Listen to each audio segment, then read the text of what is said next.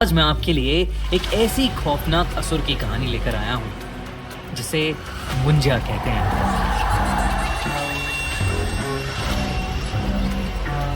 Recently मैंने एक नई मूवी मुंजा का ट्रेलर देखा, जिसे देखकर मैं बड़ा इम्प्रेस हो गया। पहले तो मुझे लगा ये कोई फिक्शनल कैरेक्टर है, लेकिन जब मैंने मुंजा के बारे में रिसर्च की तो मुझे पता लगा कि वो कितना भयानक है। ये कहानी अभिनव और जय की है, जो बचपन से ही बहुत अच्छे दोस्त थे। दोनों महाराष्ट्र के एक छोटे से शहर में पैदा हुए थे और समुद्र किनारे बसे उसी शहर में बड़े हुए थे। पर आज का दिन कुछ अलग था। आज अभिनव का 18th बर्थडे था।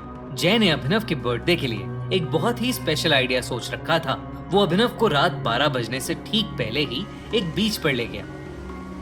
पर 12 बजते ही जय ने अभिनव को हैप्पी बर्थडे विश किया और अपने बैग से एक शराब की बोतल निकाली। अभिनव वो बोतल देखकर थोड़ा चौंक गया। आज से पहले उन दोनों में से किसी ने कभी शराब को हाथ तक नहीं लगाया था। जय ने अभिनव से कहा कि ये उसकी बर्थडे सेलिब्रेशन का ही एक हिस्सा है। अभिनव भी अपनी लाइफ में एक नया एक्सपीरियंस लेना चाहता था, इसलिए उसने जय की बात झट से मान ली। वो दोनों समुद्र के किनारे काफी देर तक बैठकर शराब पीते रहे। कुछ देर बाद जय को जोर से टॉयलेट आ गया। वो उठकर एक पेड़ के पास टॉयलेट करने चला गया, लेकिन नशे में धुत जय ने यह देखा ही नहीं कि वो पेड़ कोई आम पेड़ नहीं, बल्कि एक पीपल का पेड़ था। टॉयलेट करते हुए अचानक से जय के सर पर एक पत्थर आ पड़ा। जय ने पेड़ की तरफ सर उठाकर देखा तो उसे वहां कोई नहीं दिखा। इतने में अभिनव भी उस पेड़ के पास आ गया। उसके हाथ में एक खाली बोतल थी और उसने मजाक में उस बोतल को जोर से जय के पास फेंका। वो बोतल सीधा उस पीपल के पेड़ पर जा लगी और उसके टुकड़े टुकड़े हो गए। पर उस बोतल के पेड़ पर लगते ही एक अजीब सी आवाज आई। ऐसी आवाज जैसे कोई जानवर गुस्से में गुर्रा रहा हो। 1 मिनट के लिए अभिनव और जय दोनों ही शांत हो गए, लेकिन कुछ ही पलों बाद वो आवाज आना बंद हो गई। तभी अचानक से जय ने नीचे पड़े टूटे हुए कांच के टुकड़ों में से एक पीस उठाया और उस पेड़ के तने पर कांच के टुकड़े से अपने और अभिनव के नाम के फर्स्ट लेटर्स लिख दिए, AJ। जय ने पेड़ पर उस कांच को खरोचते हुए कहा, अभिनव, अब ये दिन हमें हमेशा याद रहेगा। उसके इतना बोलते ही उस पीपल के पेड़ की डालियां जोर जोर से हिलने लगी और कुछ ही सेकंड्स में एक बड़ी सी टहनी सीधा आकर जय के सर पर गिरी और जय वहीं बेहोश हो गया। ये देखकर अभिनव का नशा मानो 1 सेकंड में चूर हो गया। वो जल्दी से जय के पास गया और उसे होश में लाने की कोशिश करने लगा। तभी अभिनव को अपने पीछे से एक आवाज आई, मानो पेड़ से कुछ नीचे गिरा।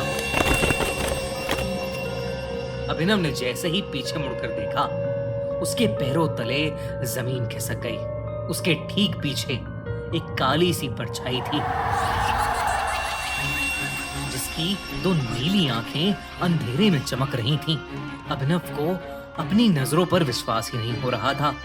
अभिनव को लगा कि जो भी उसके पीछे है वो कोई ना कोई सुपर नेचुरल क्रीचर है। वो जैसे ही उस जीव से दूर जाने के लिए भागा, उस जीव ने उस पर हमला कर दिया।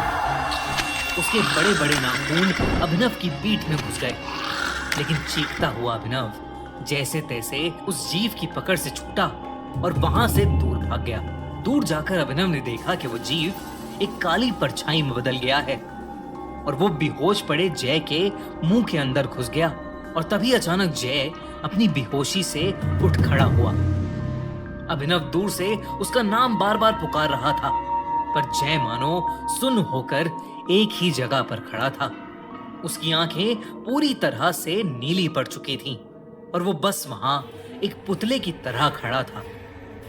तभी अचानक से जय जमीन की तरफ झुका और उसने वहां पर पड़े टूटे हुए कांच का एक टुकड़ा उठा लिया और अपनी शर्ट फाड़कर अपनी छाती पर उसी कांच के टुकड़े से वो AJ लिखने लगा, ठीक वैसे ही जैसे उसने उस पीपल के पेड़ पर लिखा था। ये सब देखकर अभिनव की रूह कांप गई थी। सुबह के 5 बज चुके थे और समुद्र के ऊपर से अब सूरज उगता दिखने लगा था। जय के ऊपर जैसे ही सूरज की रोशनी गई, जय अचानक से होश में आ गया। ऐसा लग रहा था कि जैसे उसे अपने साथ हुई कोई भी चीज याद नहीं थी और वो अपने सीने पर बने घाव को देखकर बहुत ज्यादा घबरा गया था। उसके बाद वो दोनों चुपचाप अपने घर चले गए। उस दिन शाम होते ही जय की तबीयत खराब होने लगी। जय अपने बिस्तर पर लेट तो गया, पर उसे बिल्कुल भी नींद नहीं आ रही थी। उसके दिमाग से उस जीव की शक्ल निकल ही नहीं रही थी।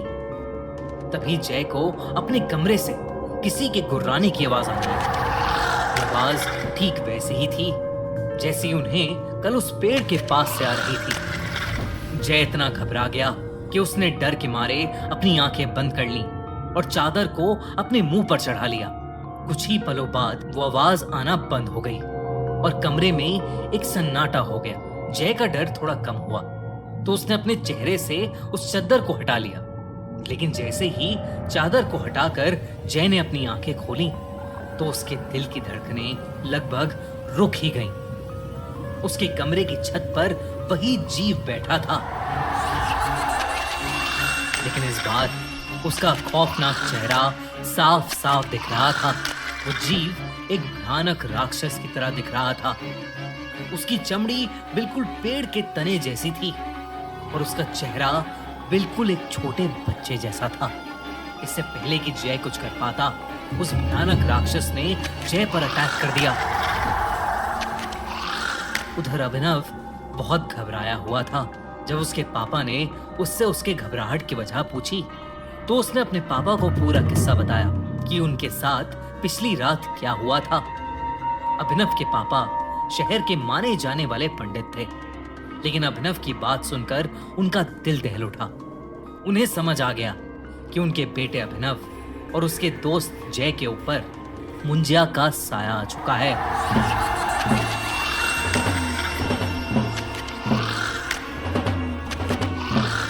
उन्होंने बताया कि मुंजिया एक ऐसा असुर है जो एक बार पीछे पड़ जाए तो पीढ़ियों तक पीछा नहीं छोड़ता। जब कोई बच्चा अपने मुंडन के 10 से 14 दिन के बीच किसी वजह से मर जाता है तो उसकी आत्मा मुंजा बन जाती है।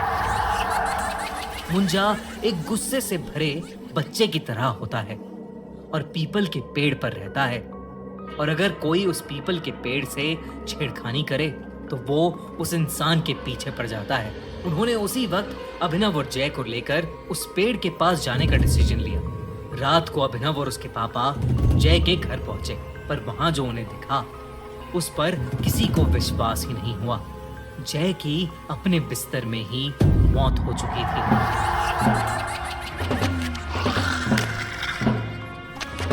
उसके चेहरे पर ऐसा एक्सप्रेशन था मानो मरने से पहले उसने अपनी मौत को करीब से देखा हो। अभिनव के पिता ये देखकर चिंता में आ गए। वो अभिनव को लेकर फौरन उस पीपल के पेड़ के पास पहुंचे और अभिनव के पिता ने उसी समय उस पेड़ के सामने एक छोटी सी पूजा करके उस मुंजा से हाथ जोड़कर माफी मांगी। वो कई घंटों तक पूजा करते रहे और उस मुंजा से माफी मांगते रहे। जैसे ही सूर्योदय हुआ वो दोनों अपने घर वापस आ गए। उस दिन के बाद से अभिनव को कभी वो मुंजा नहीं दिखा, लेकिन अभिनव ने अपने सबसे करीबी दोस्त को खो दिया था।